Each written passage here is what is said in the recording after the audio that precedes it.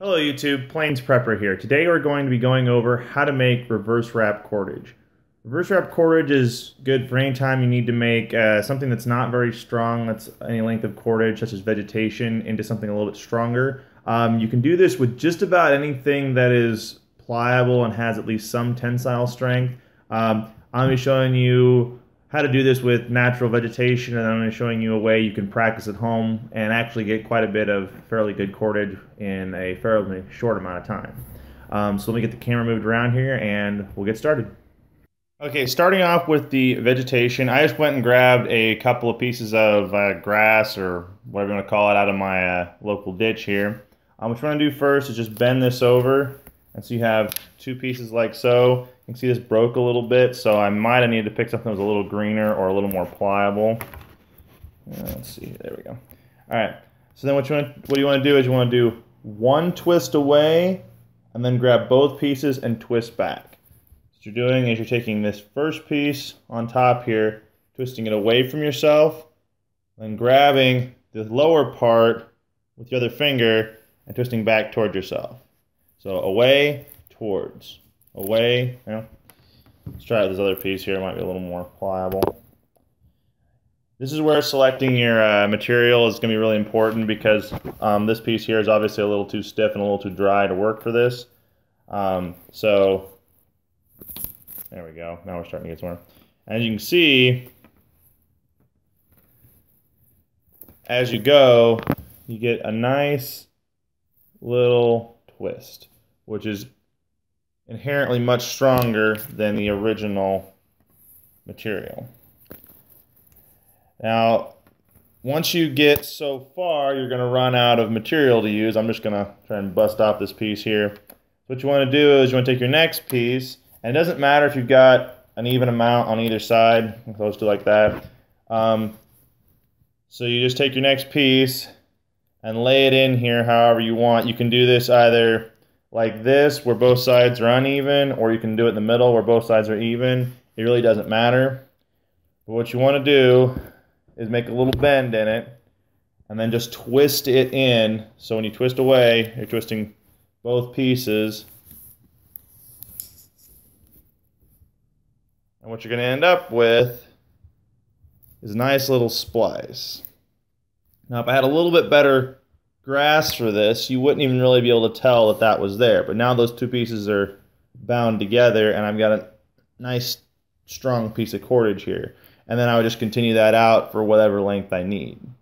Now I'm going to show you how you can practice at home with something that everybody should have already in their house, or if not, they're readily available. And it also creates some really good cordage. All right, what I have here are just your regular everyday grocery sack. These have me from Walmart, but just about anywhere will do. What we're going to do here is we're going to first create our strand, and the easiest way I found to do this is you take the handles on the bag, which if the handles are torn, you could always, tear this bag apart or make it into smaller strips if you're looking for smaller cordage. But if you're just practicing, this works out really well. And what you do is you put one handle through the other, and then take the end of the bag and put it through its handle. So when you pull it together, you've got a nice strong knot created there.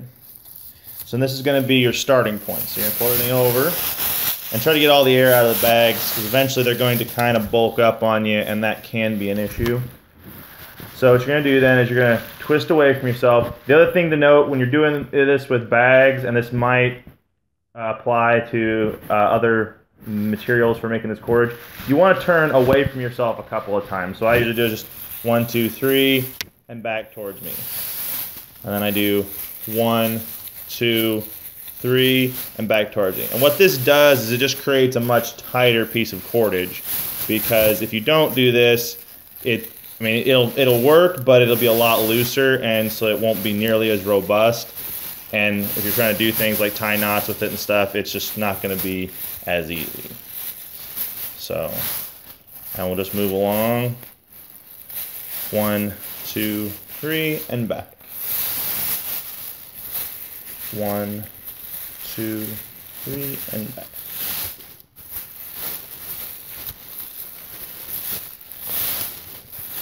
you can see I've already got a good little bit of cordage going here. Let me get this bag done and I will get back to you and we'll show you how to add the next piece.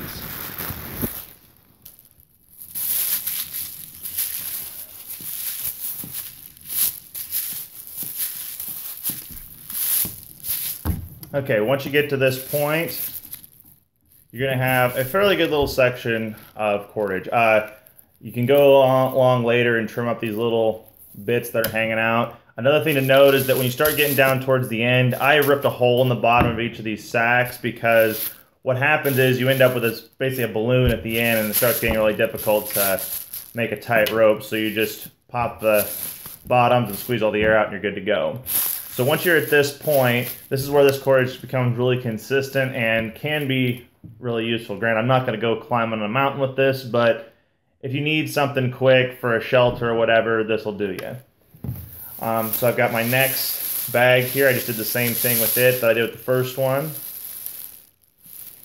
And I'm going to take the knot that is the center point of these two bags and put it right in the middle of my cordage I've got going. And then I'm going to do 3 twists away and back towards myself. And I'm going to make sure these are really tight through here because this is essentially a knot that will hold the two pieces together, and so if you have any weak point, this is where it's going to be at. I almost maybe should have started a little further back if I wanted this to be a little tighter and a little more gradual, because you will get a little bit of a bump where the knot is, but it's not too bad, and like I said, we're not making, you know, climbing rope or anything like that here. So just keep going, 1, 2, 3, and back. 1, 2, 3, and back. There you have it. There's my splice. You can see a little bit where it is a bit thicker there, and the knot from the 2 new bags does stick out a little bit, but I've got a fairly thick piece of, I guess you could call this propylene rope, so I'm pretty sure it's the same stuff that propylene rope is made out of, that I can use for any number of applications. And this literally took me probably a minute per bag. And once you get into kind of a rhythm, you can actually go faster than that. At one point in time when I was playing around with this, just adding bags to see how much rope I could get and practice with this, I think I had probably 30 feet of rope in about 20 minutes to half an hour. So if you found this video helpful and informative, please like, share, and subscribe. And until next time, this is Plains Prepper, signing out.